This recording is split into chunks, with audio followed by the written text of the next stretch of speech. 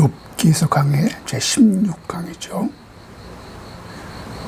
징계받는 자에게 많은 복이라는 제목으로 욥기 5장 17절로 26절까지의 본문 말씀으로 오늘 말씀을 나눕니다.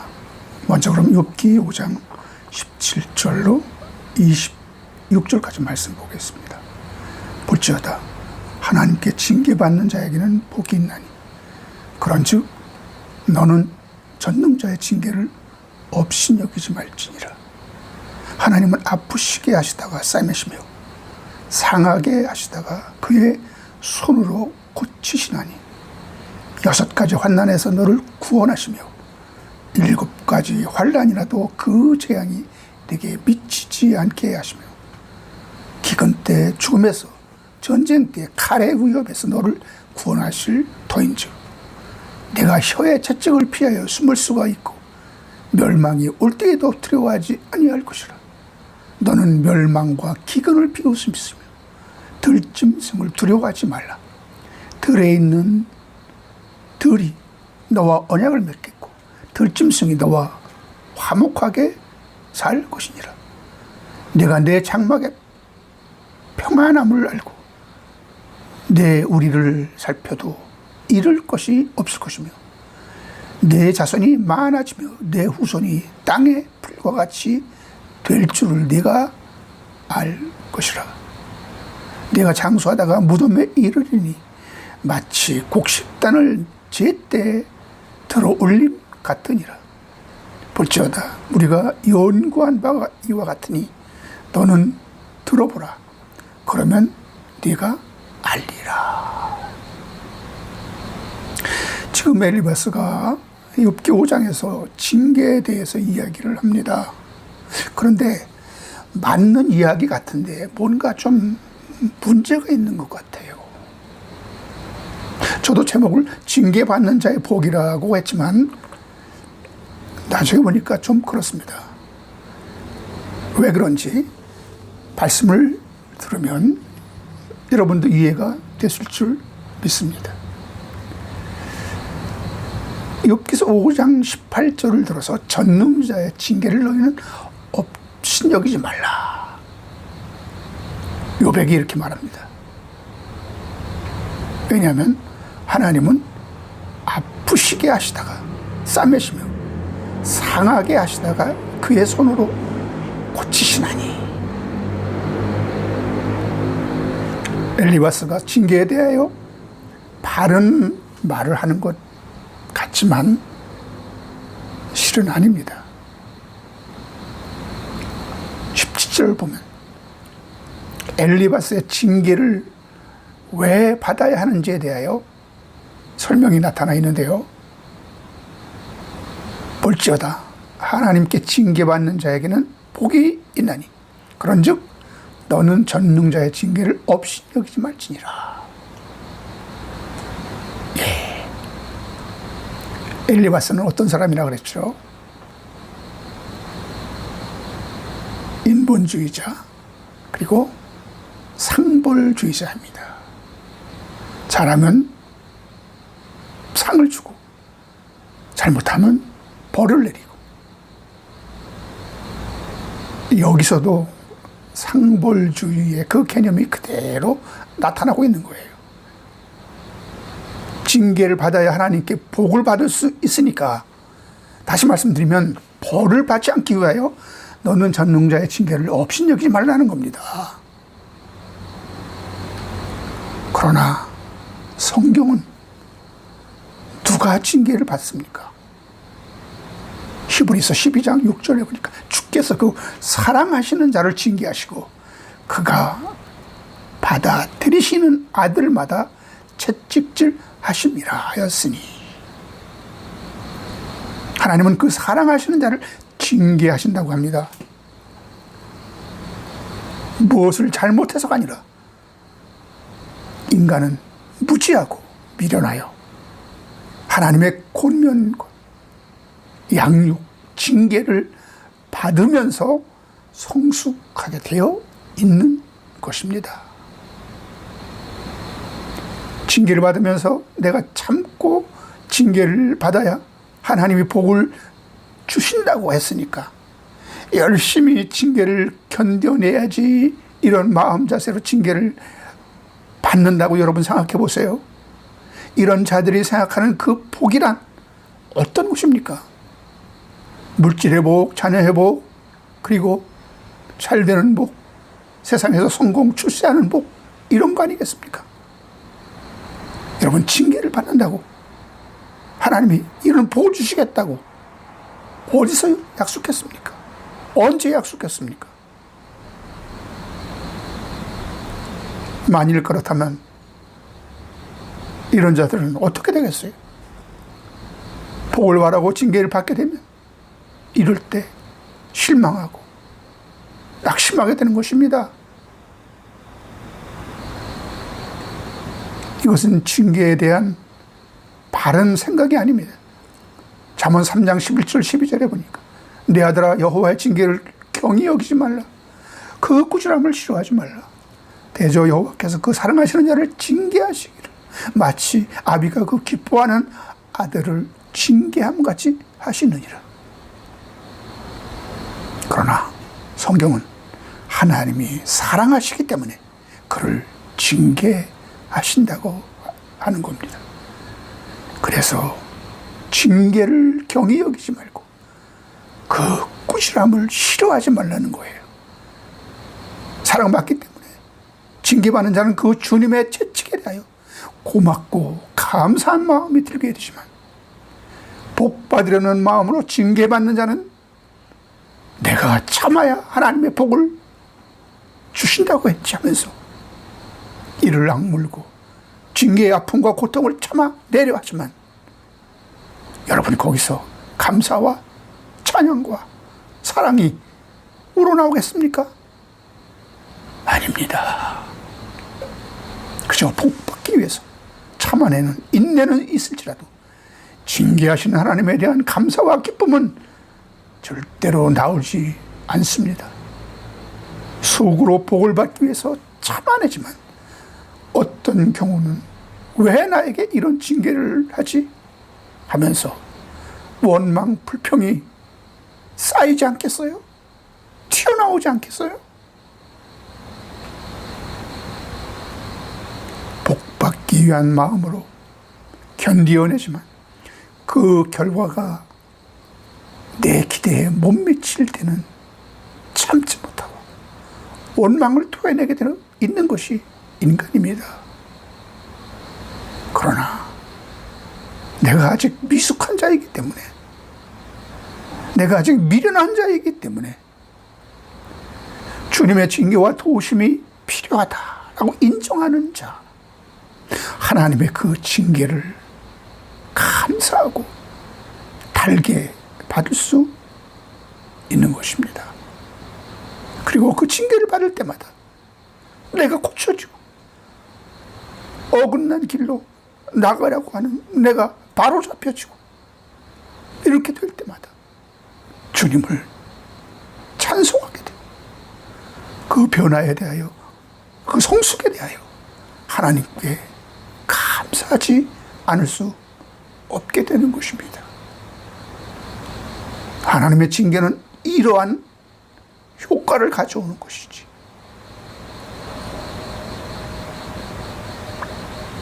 복받기 위해서 내가 복을 받으려면 징계를 참아내야 되느니라. 징계를 견뎌야 하느니라. 그것 잘 견뎌내면 내가 내게 복을 주겠다. 이런 식으로 하나님은 사탕발림하는 것이 아닙니다. 19절에 보시면 6가지 환난에서 너를 구원하시며 7가지 환난이라도 그 재앙이 내게 미치지 않게 하시며, 징계를 잘 받으면 6가지 환난에서 구원하시고 7가지 환난이라도 재앙이 미치지 않는다는 것은 엘리바스의 주장입니다. 징계도 다 상벌주의로 바라보기 때문에 이런 결과가 나오는 겁니다. 모든 것을 선악의 이중구조의 개념으로만 보는 자들의 한계입니다. 잘하면 상이요, 못하면 벌, 환난과 고통을 받게 된다는 이 이중 구조에서 속히 벗어나야 합니다. 본문 20절에 보면 기근 때의 죽음에서 전쟁 때의 칼의 위협에서 너를 구원하실 터인즉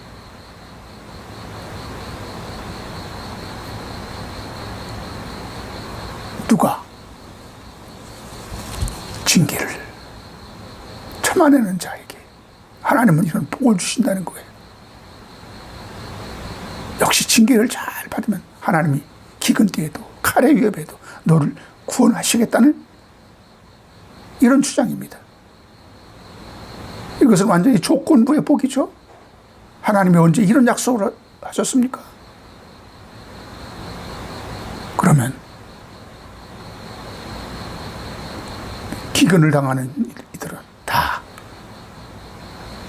하나님의 징계를 받지 않았기 때문에 그런 벌을 받게 되는 것입니까?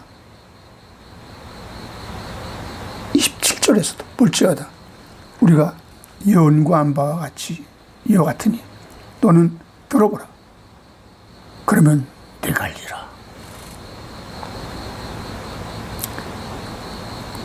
여기 보면은 이것은 우리 연구한 결과라는 겁니다. 여러분, 하나님의 말씀을 기반한 것이 아니고 세 친구가 모여서 합숙하면서 연구했는지는 모르지만 여러분, 이 친구인 욥을 굴복시키기, 설득시키기 위해서 연구한 이론일지는 모르지만 성경에 기반하지 않는 이런 것을 여러분 뭐라고 하는지 아십니까? 개똥철학이라고 하는 거예요.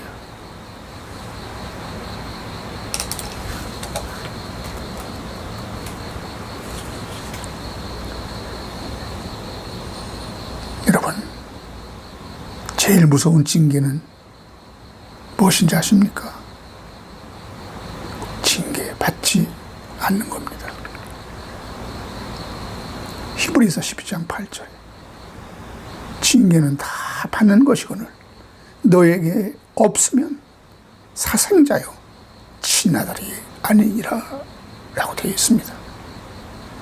주께서는 그 사랑하시는 자를 징계하신다고 말씀하고 있잖아요. 그가 받아들이는 아들마다 채찍질 하신다고 말씀하고 있지 않습니까? 그렇게 자녀라면 누구나 다 받는 것인데 만약 징계가 없다면 그건 뭐라고 했습니까? 사생자이거나 친아들이 아니라는 거예요. 그렇기 때문에 하나님이 징계하지 않는 거라고 그렇게 얘기합니다. 그런데 이 징계를 가지고 복을 받느니 안 받는지 이렇게 선악의 이중 구조를 가지고 사람들을 농락합니까?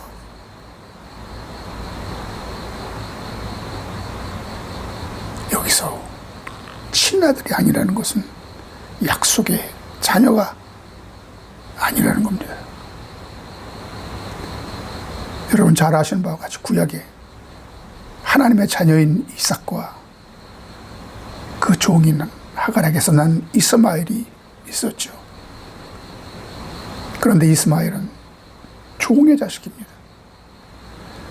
제대로 징계를 하지 않을 수 있습니다. 왜? 약속의 자녀가 아니기 때문에 신경을 덜 쓸 수 있습니다. 뭐 잘못해도 그냥 방관할 수 있습니다. 그런데 이삭은 약속된 자손 하나님의 자녀이기 때문에 하나님은 철저히 징계하셨던 겁니다. 뭔가 조금만 잘못해도 엄하게 꾸짖고, 너는 하나님의 약속의 자녀이기 때문에 이렇게 함부로 행동해서는 안 된다라고 꾸짖었을 겁니다. 작은 일에도 징계했을 겁니다. 채찍질했을 겁니다. 여러분, 이걸 이스마엘이 보았다고 생각해 보세요. 그는 오해할 수도 있었죠. 아, 내가 동생 이삭보다 하나님의 사랑을 더 받기 있기 때문에, 하나님이 날 더 사랑하기 때문에 나는 징계하지 않고 저 이삭만 꾸짖는구나, 이렇게 생각하지 않겠어요?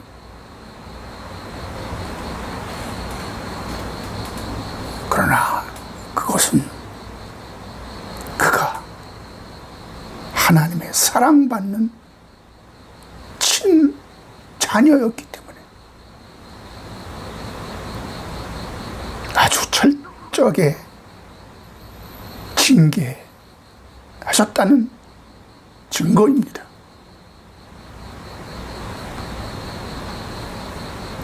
이렇게 이스마엘이 오해했다는 것은 그에게는 하나님의 안목이, 그에게는 그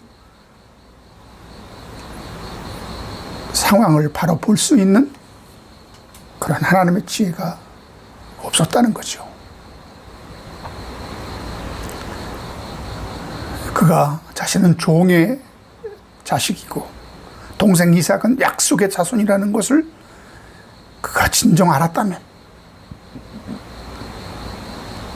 그것이 무엇을 의미하는지 그가 진정 깨달았다면 동생 이삭을 섬기고 약속된 씨의 후손으로 인정하고 그를 귀하게 여길 수도 있었을 것입니다.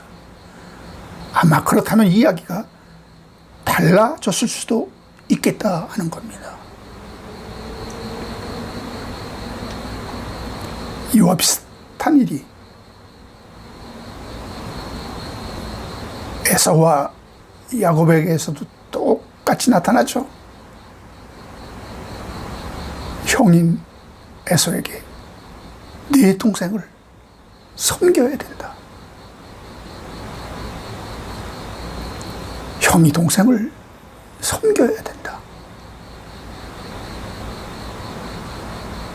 그러나 그것이 무엇을 의미하는지 에서도 제대로 깨닫지 못했기 때문에 그는 결국 버림받은 자가 되었다라는 것을 알 수 있습니다. 그가 팥죽 한 그릇을 받고 형의 신분을, 장자의 신분을 받았기 때문에, 그 죄 때문에 그가 하나님의 신임을 잃어버린 것이 아닙니다. 하나님의 약속을 믿지 못했기 때문에, 하나님의 말씀을 믿지 못했기 때문에 결국 에서는 하나님의 사랑받는 자녀의 반열에 오를 수가 없었다는 것을 우리는 또 알 수 있죠. 그런데 여러분, 이 동생 이삭을 마구 조롱하고 핍박하는 겁니다. 왜? 아, 하나님의 사랑받지 못하는 자구나, 하나님이 내놓은 자식이 아닌가, 이렇게 오해할 수도 있었던 거예요. 그러니까 마구 핍박하고 마구 조롱했던 것 같습니다. 그가 만일 하나님의 사랑받는 자손이었다면 하나님은 철저히 그를 징계하실 수 있었죠. 그러나 그는 종의 자식이기 때문에 그렇지 않았다는 겁니다. 이스마엘은 더욱 동생 이삭을 구박했겠죠. 제대로 교육받지 못하고 양육받지 못한 이스마엘은 결국 어떻게 되었습니까? 쫓겨났다고 성경은 이야기합니다. 여러분, 징계를 제대로 받지 못하는 것은 사생자나 친아들이 아니기 때문이라고 성경은 이야기하잖아요. 우리가 복을 받기 위해서 징계를 받고 징계를 참아내는 것이 아니라 하나님의 사랑받는 자이기 때문에, 하나님의 친아들이기 때문에 하나님은 철저히 그가 잘못되면 안 되니까 그가 바른 길로 나가라고 하나님이 사랑의 채찍질을 하신다고 성경은 이야기하고 있습니다. 여러분, 엘리바스의 그 말을 듣고 잘못된 징계론에 빠지면 안 됩니다. 징계를 잘 받아야 하나님은 복을 주신다고 했다고. 징계를 잘 받아야 복 받는다고. 복 받기 위해서 여러분, 징계를 받는 자는, 징계를 참아내는 자는 그건 수준 이하입니다. 하나님이 기뻐하시는 것이 아니에요. 여러분은 하나님의 친아들이기 때문에 여호와의 징계를 경히 여기지 않을 것입니다.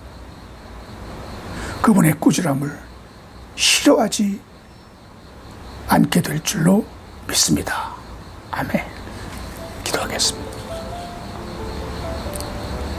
그 사랑하시는 아들들마다 채찍질을 하시며 징계하신다는 하나님의 말씀을 잘 들었습니다. 어떤 사람들처럼 징계를 잘 참아내야 하나님이 복을 주신다고 그렇게 약속했기 때문에 우리는 징계를 받아야 한다고 하는 이 조건부의 이런 신앙, 선악의 이중구조의 개념 속에서 우리가 벗어나지 않으면 결코 하나님이 기뻐하시는 신앙, 하나님을 인격적으로 만나는 길이 없습니다. 하나님이 무엇을 사랑하는지, 하나님이 왜 징계하시는지 그 이유와 목적을 분명히 알고 징계를 잘 받는, 그리고 감사와 사랑과 존경을 하나님께 드리는 그런 아들들이 되게 하여 주시옵소서. 예수님의 이름으로 기도드리옵나이다. 아멘. 할렐루야.